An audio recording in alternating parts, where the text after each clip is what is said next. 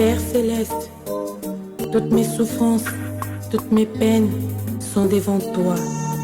Énumérer leur nombre serait une catastrophe. Au plus fort de la souffrance, l'homme se recherche. Soudain, intervient une lueur d'espoir pour les justes et pour les hommes droits. La lumière s'élève dans les ténèbres pour les hommes droits. Dieu est fidèle.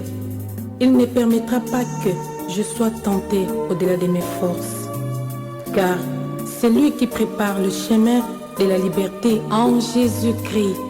Mes souffrances, mes peines s'éloignent dans l'oubli. Et voici Manassé. Bananzambe, bien-aimé dans le Seigneur, c'est encore un privilège énorme que notre Dieu me fait séjour. Je suis à nouveau ici, à Rwanda, à l'océan Atlantique. J'étais ici en 2012. Je suis revenu en 2013, vous avez vu les images, et je rentre à nouveau en 2014 pour ma prière annuelle à l'océan. Avant de venir ici, j'avais reçu un message de la part d'un frère qui vit ici à Mwanda, à qui le Seigneur, selon ce qu'il m'a dit, a révélé des moments difficiles qui vont venir sur notre nation des Congos. Le même jour, quand il m'a appelé, c'était il y a une vingtaine de jours, ma fille aussi m'a donné un message. Elle avait vu pendant son sommeil des moments très durs pour notre pays. Le sang des Congolais avait coulé selon les deux visions que mon frère et ma fille ont reçues. Je sais en moi que l'ennemi, le diable qui rôde comme un lion, cherchant qui dévorer, est en train de planifier des moments durs pour notre pays. En complicité avec certains satanistes, dont certains sont connus dans le pays, et d'autres que vous aurez sûrement un jour à connaître, car ils reviendront au Seigneur pour se repentir de leur mal. Ils ont planifié d'amener le sang, la mort dans ces pays. Mais notre Dieu, il est le Tout-Puissant.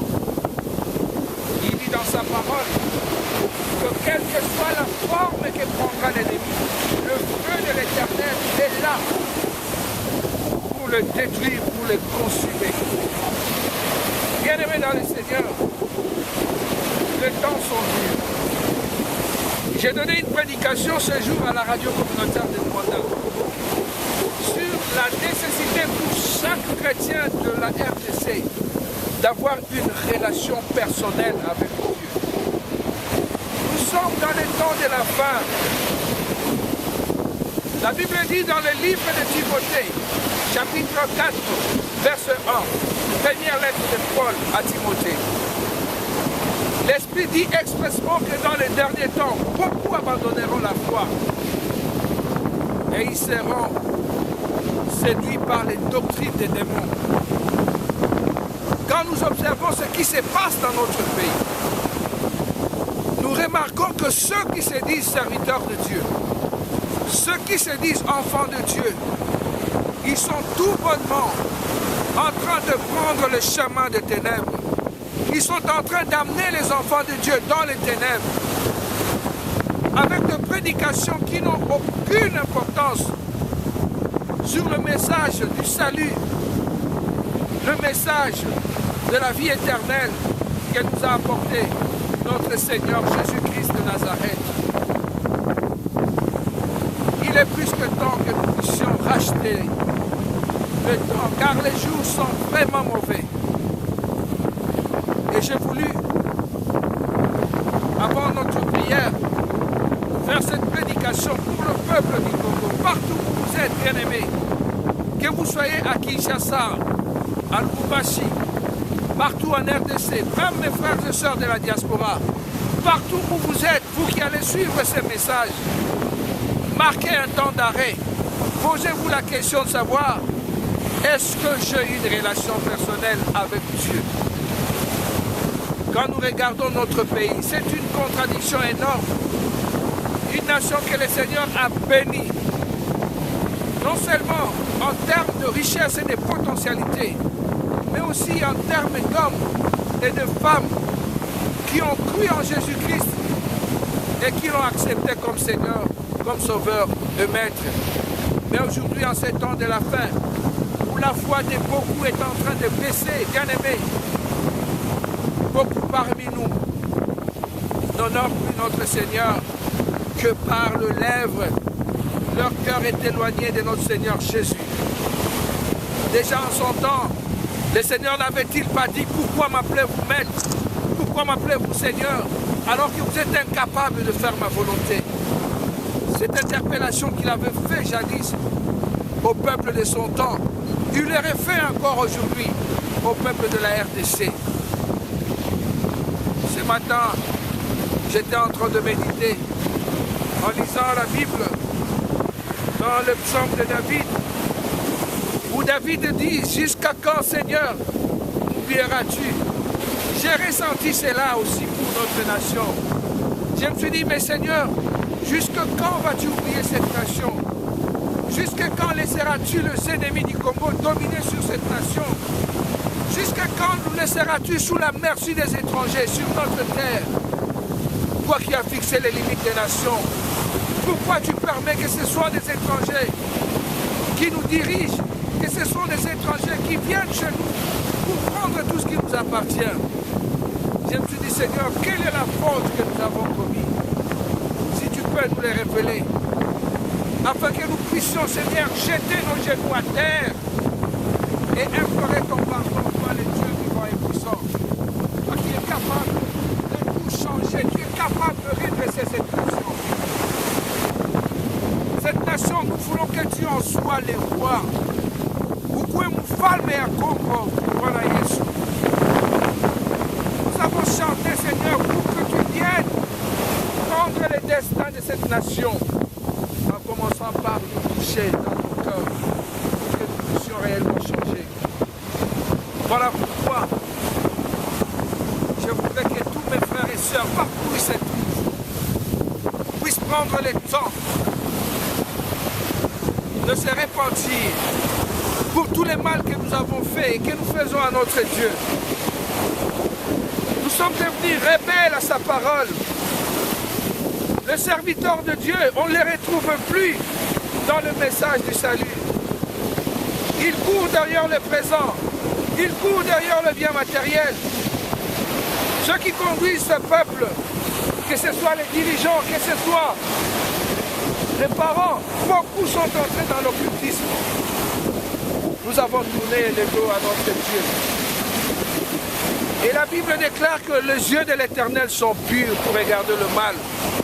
Comment voulez-vous que Dieu regarde notre nation si son regard ne peut pas être porté sur le mal? Comment voulez-vous que le Seigneur exauce les prières du peuple de cette nation quand nous demeurons dans le mal, quand nous demeurons dans le péché? Le message que je donne aux hommes politiques de cette nation: nous avons sacrifié notre frère un certain 17 janvier 61. Et son sang qui a été versé en échange à l'appropriation par cette nation, par les étrangers, ce sang est en train de crier quelque part. Que la place politique puisse se réunir avec de vrais serviteurs de Dieu pour demander pardon à notre Seigneur pour le sang de Lumumba, pour le sang de Polo, pour le sang de tous ceux qui ont servi cette nation. Bien-aimés dans le Seigneur, avec Jésus, nous sommes capables de faire des exploits. Mais je pense que le message profond que nous devons prêcher, c'est d'abord celui de la repentance. Nous devons nous repentir sincèrement. Nous devons chercher le voie de l'Éternel. On peut changer de président aujourd'hui. On peut changer de gouvernement. On a toujours changé. Ceux qui ont cru que 97 serait une année de libération du Congo. Parce que le mal était là depuis 65 jusqu'à 97.